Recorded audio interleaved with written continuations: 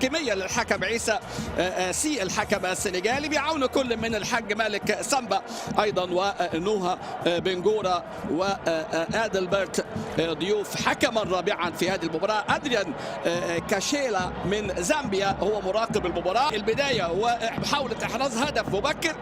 مايلولا خطير، مايلولا عدى بمهاره، عدى مايلولا. شوف الجماهير والحضور الجماهيري الكبير في ملعب بيسع حوالي، ويتكلم على المنافسين كيف بيضع الاهلي تحت الضغوط. الوحيد مكان اللاعب موكليلي، وادي التسديده القويه والهدف الاول. التسديده القويه والهدف الاول مارسيلو إليندي.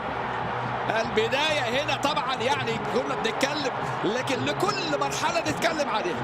البدايه هدف مبكر بعد 3 دقائق عن طريق مارسيلو. هل يتراجع فريق نادي ميميلوني؟ ما ندفعش، لان طبعا الاندفاع خطر، اندفاع خطر. فرق جنوب افريقيا، في جنوب افريقيا الاهلي يبحث عن اول انتصار ليه ان شاء الله امام فرق جنوب. ميزه عند هذا الفريق وسط الملعب والاماميه، ولو حلوه قوي استلام يفرق. محمد شريف، محمود متولي، حسين الشحات موجود كان مع البعثه من نبيبي الخطير. شلويلي امامنا هو اللي بيستلم واللي سجل في مباراه الذهاب، يعني شلويلي، ولكن علي معلول فوق.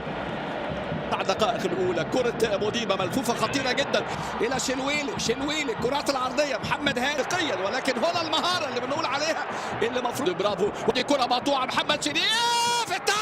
التعادل لسه بقول لحضراتكم، حارس المرمى بيطلع الكره بشكل خاطئ. الضغط رائع في اللقطه الماضيه من بيرسي تاو، وتمريره اروع من جانب طاهر. وهدف هنا في هذه اللحظه ياتي هدف التعادل للنادي الاهلي. لسه بنحكي، ودي امامنا الخطير، امامنا اللاعب مايلولا، لكن مكوينه كرات العاليه الخطيره، لكن التغطيه الدفاع. طاهر النهارده بيبدا، طاهر يشترك.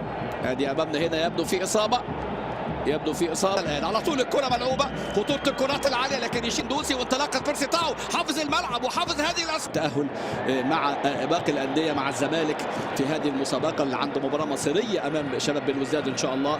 واني واللاعب شيرويلي اللي بيتبال هدف ثاني ثم استغل خطا، وهي دي مباريات الدوسي. اللاعب الجزائري خطيره هنا، زواني خطيره الكره الثانيه. بص هنا طالع تكشف التسلل، وفي لعيبه ما طلعتش، ويسجل زواني الهدف الثاني. هدف ثاني الاخطاء الدفاعيه، هدف تقدم بيه سان داونز، ولكن الاهلي ان شاء الله ممكن يعود.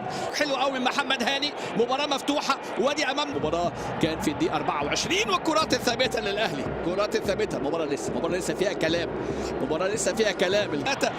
مقابل 1 المحاولات. وادي امامنا الملعوبه في المساحات اللي بنتكلم عليها، وتغطيه دفاعيه ودكه قويه، لان المحاولات خطيره هنا. وادي على طول عرضيه، لكن المره دي تطلع الى خارج الملعب، ركنيه ثانيه. استلام من جانب شلويلي، المهارات والمحاولات. المره دي بقى مارسيلو إليندي صاحب الهدف الاول على لاعب مايلولا اللي استلم مايلولا. ودي محاوله، لكن سقوط الزحله مايلولا وضغط عليه المره دي. برافو، عايزين الضغط ده. حمدي فتحي في المساحات، وادي الكره الملعوبه الاماميه، لكن مرت بامان وسلام. 21 امام كايزر تشيفز الجنوب افريقي. فاول لصالح الاهلي، ادي امام تحرك لها على طول لاعب مايلولا، ولكن تطلع يمسك كوره. ادي حمدي فتحي فكر يسدد حمدي، ولكن كوره في ايد حارس المرمى. شفنا عرضيه بيرسي تاو، وشفنا خلالها الوصول في الانتقال امامنا هو، لكن الضغط تاريخه على الملاعب الجنوب افريقيه النادي. لكن على طول المره دي الدفاع، كرات البعيده، مش ممكن الكرة القوية اللي فاجئ بيها الجميع أمامنا هنا ويسجل الهدف الثاني. كرة طبعا يعني فيها خطأ في الرقابة.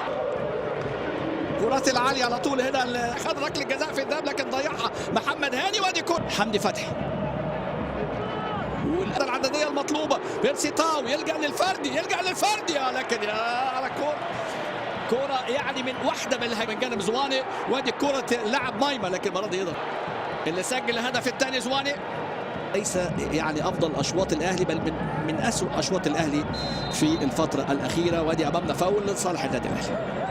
طريقته اللي عهدناها 4-2-3-1. اذا مارسيل كولر يحاول ان يعود فيها، وخالد عبد الفتاح وكذلك ايضا بينجو. وخطيره كره امامنا هنا مايلولا، لكن غطى حلو قوي المره دي محمد هاني.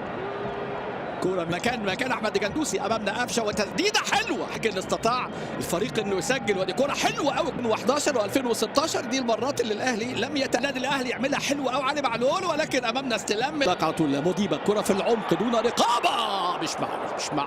مش معقول بيتحرك ما بين عبد المنعم وياسر زواني بيمشي بعرض الملعب ويطمع، لكن امام هذا الفريق التمريره البينيه اللي في العمق يطلع الشمال الفردي الحلوه، عدى بموديبا، ممكن يطمع ويسجل بيرسي تاو، ممكن يدفع. شفت الدفاع يدفع ثمن ايه؟ الاخطاء الدفاعيه لازم الاهلي يستغلها. موقف 1 ضد 1 وبيرسي تاو يعرف تماما امكانيات وقدرات هذا الفريق، فريقه الاسبق، يسجل ويقلص النتيجه 3.